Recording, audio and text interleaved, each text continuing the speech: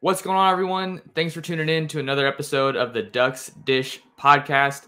I'm your host, Max Torres, publisher and lead editor of Ducks Digest, covering the Oregon Ducks for Sports Illustrated on Fan Nation. And we got a big episode of the podcast today. Joining me as my guest is former Oregon tight end George Wrighster. How we doing, man? Thanks for coming on. Man, I'm doing great, man. Excited to be here. Always good to be talking about the Oregon Ducks. Definitely, man. I mean, so much has happened really in, the last 2 weeks. You look at that Pac-12 championship game all the way till now. Now we have the early signing period and new coaches getting hired and just so much going on. I guess the question that I kind of want to start with, I saw you obviously been talking a lot in the Twitter spaces, and I was in there with you on some of them. Dan Yeah. Lanning, new Oregon coach.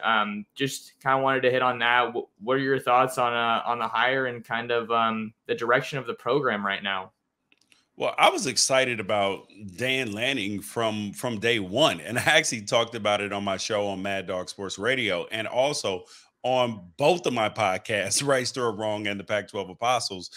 Prior to, on Monday, we talked about Dan Lanning as the new head coach. We also brought up names like Dave Aranda, Lane Kiffin, and those were guys that I was super high on from the beginning. And then to actually land one of those coaches was really good. And then when you saw the press conference, you were like, man, this dude won the press conference. Like, he literally could not have done any better on the press conference. And to start out like that, to get that sort of energy, but at the same time, if you notice during the press conference, he really gave a nod to all the potential criticism. He did an Eminem in 8 Mile. Like, now what you gonna say about me? He addressed former players.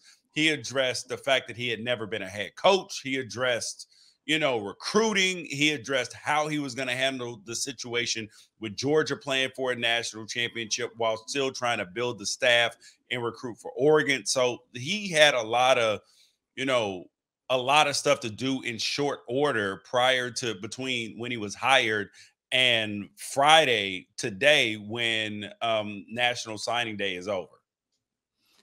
Yeah, it's a heck of a situation for him to be brought on as not only his first head coaching job, but like you said, also coaching Georgia.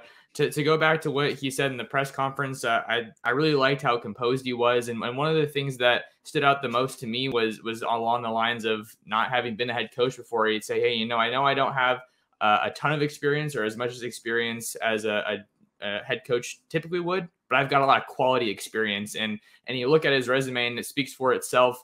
A lot of really good football that he's helped put together at Georgia and Alabama. Yeah, experience is one of those things is like that. Experience matters, right? But also when you're ready, you're ready. Like, there's no matter how much prior experience that you have being an assistant, you can be an assistant for 30 years. There's still a learning curve to being a head coach. So regardless of whether you're 35, 36 years old or you're 55 years old, if you're there's still things that you have to learn because you can't understand what it's like to deal with the media availability, deal with, making these tough decisions, making all the hires, everything falling back on you. And that's where, Dan Lanning, he's getting that for the first time. But when you're looking for a good quality head coach, the most important thing that you're looking for is somebody who's a great leader and also somebody who can make good decisions, because it's not that you just have all the answers. It's that you know how to find the answers, and you also have a good understanding of what you don't know. Because if you know what you don't know, then you say, all right, cool, I don't know the answer to this, so let me find somebody who does know the answer. And those are the characteristics of a good leader. I love that perspective. Being able to kind of own up to where you have areas to grow, and obviously the hiring process is one of the biggest things that he's going through right now. And we also already have numerous reports about some pretty big ones that he's made. Kenny Dillingham coming over from Florida State to be the OC. And then we also had another big one that was kind of came out late Thursday. from Thamel Yahoo Sports, Marshall Malchow. Yeah. I hope I'm Yep. saying that right. From Texas A&M, also had a previous stop at Georgia, where he's done nothing but just help develop and land elite recruiting classes. And Yep. you look at Texas A&M yesterday or Wednesday, even they were just popping off. So I Number think one that class in the country. yeah, it's something serious out there in College Station, and he's going to be bringing that experience and mentality to Eugene. I just like that hire so much, and some of the hires he's made, because he was very upfront about it. He was saying, I know this is a big time right now, and a lot is expected of me, but I'm going to hire right rather than hiring fast. And I love this hire, especially when you look at just how important recruiting is. That's kind of what I love really diving into. And Lanning's a good recruiter himself, and then Dillingham's he's a young guy. He's going to work his tail off, and Malchow as well is going to be huge, I think. Recruiting. So when you coach at Georgia and you coach basically a team full of 11 5-stars almost on your defense, you're saying, listen, I look like a real good coach. I look like a genius. I'm making almost $5 million a year because I got 5-star guys. So being that he understands that, he's like, I need to get these dudes at this stop, because the thing that coaches, some of them are willing to admit, but they all know privately that they're only as smart as their talent, because your coaching ability, your schemes, your ability to outsmart people, I mean, that's literally like 15% of the game. 15% of the game. The rest of it, the other 85, is, can these dudes do it? Do they have the physical ability, the mental acuity to be able to go out and execute what you want to do, these genius schemes? But then at the end of the day, you can have whatever scheme that you want to, and the dude can be covered to the max, right? But then he makes a one-handed grab and falls on the ground. You know what I mean? Or he makes the hero tackle or the hero interception. Like, those are the things that no matter what the scheme is, players overcome coaching. They run down a guy that was going for a touchdown, and then the defense, they get a stop or a fumble on the next play. Like, there are so many things that like are dependent on the players, and that the coaches, as good as they, as magic and much magic knowledge as they think that they have, as genius as they think they are, if they really are, get drilled down to their heart of hearts, they're like, yo, I'm only as good as the dudes that are on the field. Yeah, and he said as much in his press conference, right? He said, "Hey, look, I'm not playing a single down for the Ducks next year. I know that we're only going to be as good as these guys can execute." So that's spot on for sure. And you look at, we've already begun to see that in Eugene, even looking at last year. That Ohio State game, very few people gave Oregon a chance, and they had some great play calls from Joe Moorhead, but in the end, it really came down to who wanted it more. The Ducks dominated the line of scrimmage in that game, and it ultimately showed on the scoreboard. So I'm excited to see, what other guys he's going to be able to bring, to Eugene. You look at the early signing period here this week. Not, a huge day for Oregon, but that's to be expected for a program in transition. But there's definitely some big wins we can already talk about. You can look at Seven McGee not transferring after he initially said he was going to. That's a recruiting win. And then you look at him flipping Anthony Jones from Texas yesterday, and then getting one of the top pledges in the class in Jaleel Tucker to sign early when he said that he was going to hold off. Yeah, and I think that the Jaleel Tucker signing probably bodes well for maybe the Jaleel Florence signing. We ended up signing Devin Jackson, Harrison Taggart, Ben Roberts, which was good. Michael Wooten, Sir Mells, and you already mentioned Anthony Jones. So, keeping as much of this class together was very important.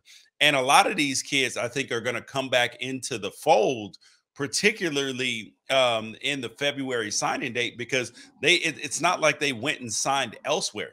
The majority of them just said, hold up, let me just recalibrate and wait until February to sign. And like, the good part about it is that is that you bought time, that they didn't just go somewhere else. But the hard part is that maybe if you were planning on some of them checking in early, you don't get that. But if you get them in the building, that's the most important thing. Absolutely. You got to keep those guys in the fold. And I think it makes a lot of sense that we saw most of these early signees coming from the defensive side of the ball, seeing that, they have a name in there now, and they kind of, can kind of see a little bit more of the vision that I'm sure Lanning has kind of laid out, since he's said that he's, reached out to every member of the recruiting class in some way so far. But we got the recruiting chat checked off, and I kind of had another direction I wanted to take it a little bit. Seeing While we're on here, yeah. we just got some news that T-Mac may have flipped to Arizona. Oh, where are you seeing that? In a chat that I just got from one of the national, that I'm in with one of the national recruiters, one of the national, like 24/7 on 3, rivals guys that I'm in a chat with. They think he may be headed to Arizona. Okay. Yeah, no, we can definitely talk about that for a second. That was obviously, he's the headliner of the class right now with Kelvin Banks flipping to Texas. Talk about a guy that's critical for the Ducks to hang on to, coming out of Servite, California Gatorade Player of the Year. I got to see him in person when I was down in Anaheim in October, and the dude's just a baller. I mean, he's everything you want in a wide receiver. Oh, I saw him firsthand.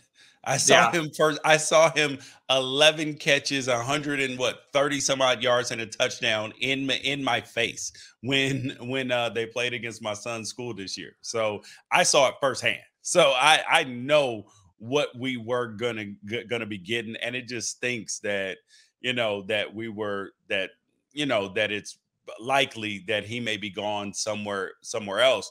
But he would be going to Arizona, which, a lot of people laughed at them this year. Oh, Arizona stinks. But as the year went on, they started playing harder. Jed Fish is really building something down there. And he's put together, like, he's the only Pac-12 school that actually signed all of their recruits.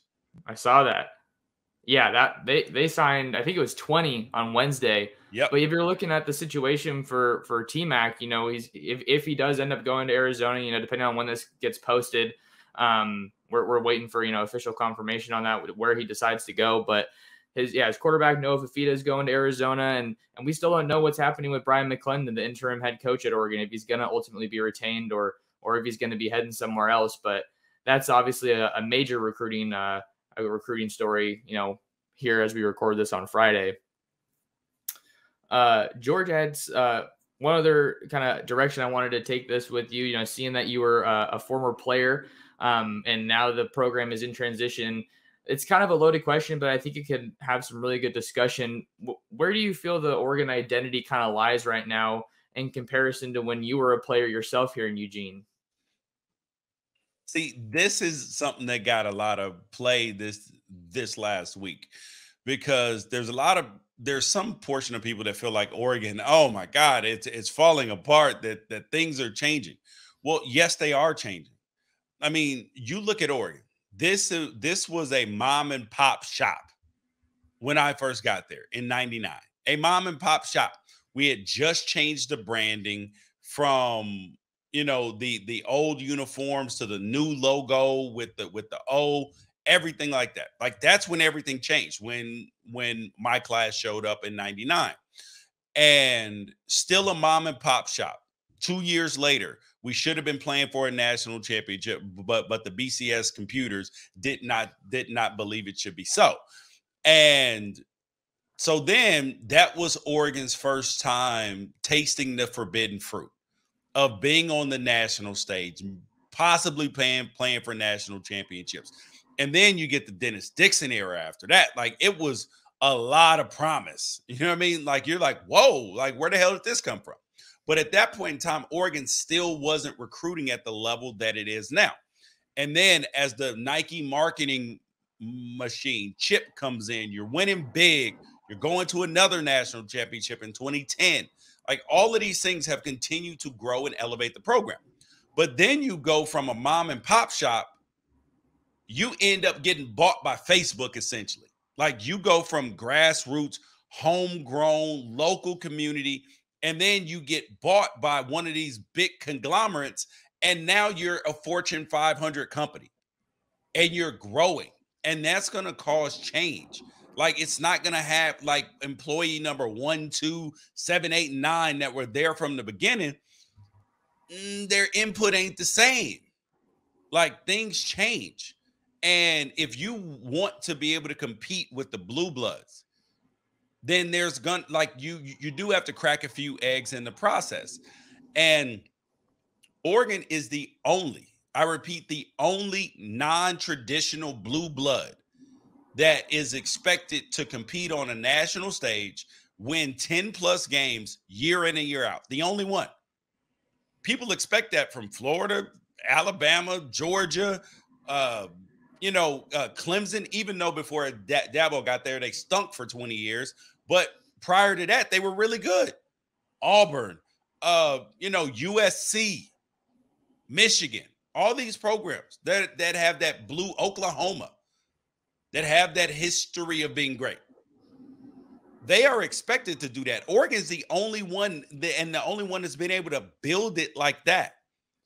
And so now we are finding our way because Oregon is a unique job because of where it is geographically.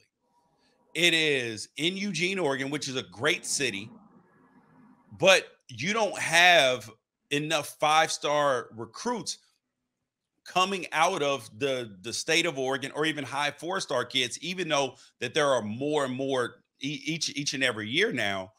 You don't have as many of them. So then that puts the onus on recruiting California, Arizona, Washington, and the rest of the nation as well. So now when it goes to when you're talking about getting kids to Oregon, you have to have a coach that's willing to go out and grind and recruit and all this stuff because at the end of the day, when you get against those, big time programs, those programs in the college football playoff, you have to have the guys up front. You have to have the elite athletes because like we talked about earlier, scheme ain't the only thing. That's only 15%. You got to have the dudes. And so there are some people who are a little bit uncomfortable with that sort of change, that move to a national brand, that move that's outside of just grassroots. Yeah, Oregon. But in reality, once people get up there, they love Oregon. They have that respect. I'm a Southern California kid. So when you get a head coach there, you have to get somebody there who wants to be there. And may they leave? Possibly, because this is the day and age of that. Lincoln Riley just left Oklahoma. So, but the main thing that you want is that you want a coach who may learn to love the Ducks the same way that you do and stay around. But you also want somebody that's going to leave, if they do leave the program in better shape than when they found it. And you also, what I didn't want, what guys like Joey Harrington, other people did not want, was to bring in a coach like Urban Meyer, who, yes, he has a track record of winning, but he has no intention on staying there. And you may have a scandal on the way out too. So I think that there is, a balance between both, and it's a unique situation until Oregon does win a national championship, which will put them on that blue blood status. They've definitely been pursuing that first national championship for quite a while. I think it's pretty fair to say that Mario Cristobal left the program in better shape than when he found it, just with the level of recruiting that we saw.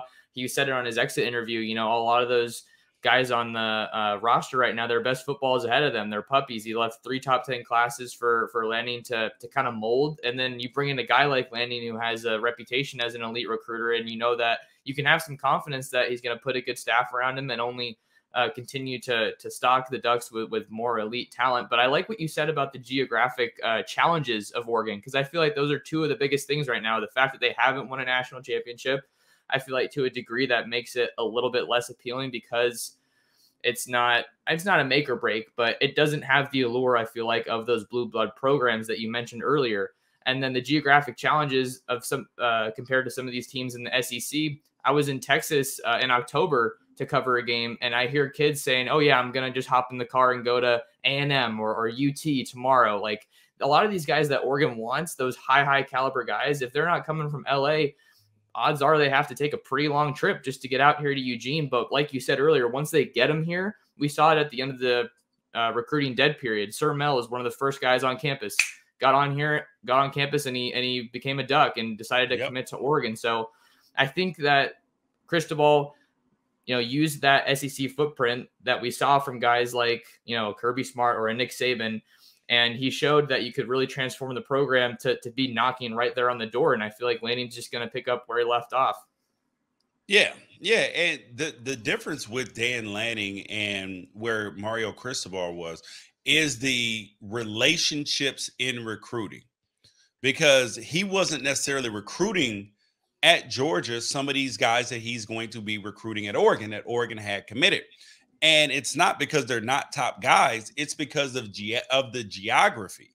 So he didn't have a relationship with T-Mac, hasn't had a relationship with some of these other kids. So now he's got to either build that relationship or pivot somewhere else.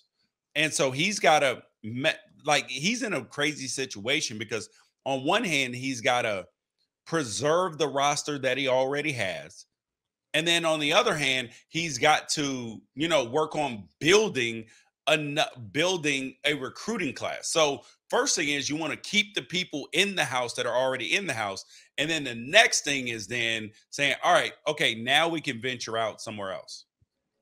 Yeah, we're already seeing some current Ducks entering the transfer portal. You look at guys like DJ James and Jason Jones, 2 Alabama guys. So that's kind of what we're taking a look at right now. George, I know we said we had you for about 20 minutes, so I want to respect that. Any closing remarks that you kind of wanted to get out there, just about the state of the Oregon football program, recruiting, college football nationally, just any of that? Oh, okay. So there's a lot of people who are frustrated and upset with the state of college football right now. They're like, oh man, this is bad for college football. These players, they're transferring all over the place. They're going to the highest bidder, all of this stuff. Now, and then you have coaches crying, oh my God, there's tampering. These guys are being manipulated by adults. It's so sad. My job is so hard. You're making 4, 5, 6, 7, 8, $9 million a year. Figure it out, fool. Like nobody feels sorry for you. Oh my God, it's so hard to keep a roster together. Listen, so all you guys who have a problem with it, take your anger and direct it at the right place, because the right place is not the kids. The right place is the NCAA, because they had over 10 years to put guardrails in place to do this. And now the problem is try putting guardrails in place now when the Wild Wild West has been going. Try putting guardrails around, like you being a step parent coming into the family, or you being a parent and then the kid's been going out till 2 o'clock in the morning every night, smoking, drinking, everything. And then you come in, hey, yo, we're going to bed at 8:30. We're going to eat our vegetables. We're going to do this. Bro, you're going to have a fight on your hands. It's not going to work. Like you can't put the toothpaste back in the tube once it comes out. So don't blame the players. Blame the NCAA. They got sued by Ed O'Bannon back, like 2009. And then they had all that time. They lost the lawsuit. They lost the Austin case. So even if you say, all right, listen, they were going to fight this tooth and nail, these people spent hundreds of millions of dollars fighting this in court legalities. I testified in front of the Senate Judiciary Committee about it. They had so much time, but instead they let states come in and say, nah, we're going to pass name, image, and likeness legislation. At that point, it was too late. But you had all of this time. But instead, they wanted to stick to an old, antiquated system instead of, kind of easing in, putting guardrails and then figure out what worked and what didn't work. But now it's too late. College football has changed forever. But the good news is It won't change on the field. You're still going to have great play, entertaining. So cheer for your school. Don't get too invested in the players. It just is what it is because coaches leave after promising, hey, listen, George, if you send your son here, I'm going to take care of him. I'm going to be there. I'm going to lead him, mentor. Oh, I know he's going to get a quality education here at Notre Dame. Oh, but see about that. See what had happened. LSU was like, we'll give you 10 million. And we got it back for you. Yeah. And then, listen, my love for you is endless though, but I gotta go. Yeah, your love ain't endless. Come on, man. So that's the way I look at it. You just have to direct your anger in the right place. Focus on the field because you're still going to get it on the field. You're still going to get great ball, cheer for your team, but just be okay with change because if you're resistant to change, you are going to get left behind and you're going to be sad. Wow, that's a ton of great stuff there, George. Wow, yeah, the NCAA clearly has its work cut out for them. I know people have been really critical of what they've been doing just across the athletic field for years now. But I really like that perspective on kind of the direction that college football is headed and how we might see some of those change manifested with like the NIL era of football, the absolutely chaotic coaching carousel that Oregon obviously found itself being affected by. But we're all here for the games, and Oregon's got another one with the Alamo Bowl coming up and then transitioning into 2022. Before we get you out of here, George, where can people find more of you and your work? Oh, you can find me on Twitter at George Wrighster. You can download either one of the two podcasts, the Pac-12 Apostles podcast or the Wrighster or Wrong podcast. And those come out. The Wrighster Wrong comes out multiple times a week. The Pac-12 comes out once a week. And then also Monday through Friday on Mad Dog Sports Radio, channel 82, 10 p.m. Pacific to 10 p.m. Pacific to 12. But then in the new year, we're moving to 9 p.m. people. So that will be more for you before you go to sleep. Awesome. Well, yeah, George is doing a bunch of great stuff. Make sure to go check him out. If you want to find more of me, you can follow me on Twitter at the name right there on your screen at mtorressports. Also, go ahead and head over to YouTube and subscribe to my channel, Oregon Football Max Torres. It's free and it only takes a second out of your day. Really appreciate it. And then also make sure to head on over to ducksdigest.com to find all the latest Oregon Ducks news, recruiting, analysis. We got it all going on there. But that's all we have for this one in the Ducks Dish podcast. Thanks again to George for coming on. Everybody have a good weekend, and we'll see you in the next one.